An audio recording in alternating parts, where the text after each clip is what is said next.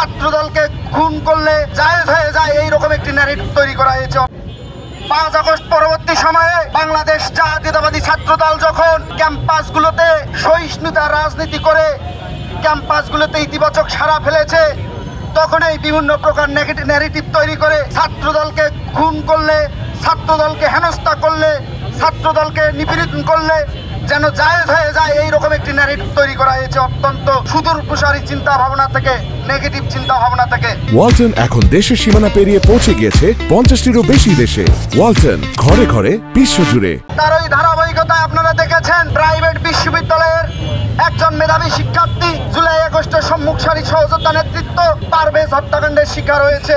তার কিছুদিন পর বাংলাদেশের সর্বোচ্চ বিদ্যাপীঠ, মেধা মনন ও সৃজনশীলতার সর্বোচ্চ বিদ্যাপীঠ ঢাকা বিশ্ববিদ্যালয়ের স্যারে প্রমাণ হলের বাংলাদেশ জাতীয়তাবাদী ছাত্রদলের একজন সক্রিয় কর্মী শাহরিয়ার আলম সম্মুখে ক্যাম্পাস সংলগ্ন এলাকায় ছুরিকাঘাতে হত্যাকারত হয়েছে। তার ওই ধারাবাহিকতায় আজকে আমরা দেখলাম জগন্নাথ বিশ্ববিদ্যালয়ের একজন মেধাবী শিক্ষার্থী, তিনি একটি জেলাস্থ ছাত্র সংগঠনের সভাপতির দায়িত্ব পালন করছিলেন। তার জনপ্রিয়তা তেমনই ছিল জন্য তিনি একটি জেলাস্থ ছাত্র কল্যাণ পরিষদের সভাপতির দায়িত্ব পালন করেছিলেন এবং আমাদের বাংলাদেশ জাতীয়তাবাদী ছাত্রদল জগন্নাথ বিশ্ববিদ্যালয়ের আহ্বায়ক কমিটির অন্যতম সদস্য হিসেবে দায়িত্ব পালন করছিলেন। তিনি ছুরিকাঘাতে হত্যাকাণ্ডের শিকার হয়েছে।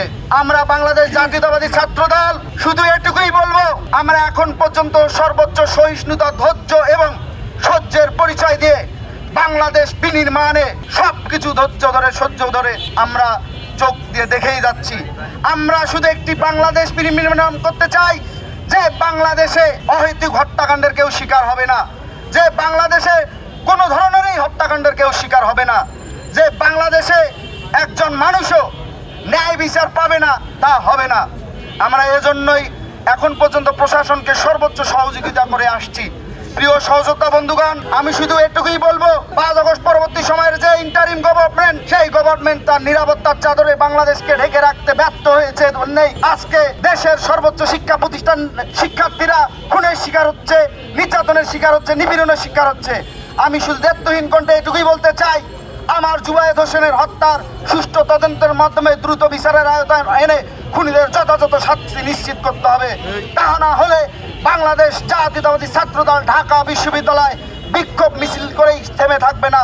আমরা আমাদের মতো করে তখন আমাদের বিক্ষোভ সমাবেশকে আরো বেগবান করার জন্য যে কর্মসূচি পরিকল্পনা প্রণয়ন করতে হয়, আমরা অবশ্যই সেই কর্মসূচি পরিকল্পনা প্রণয়ন করব।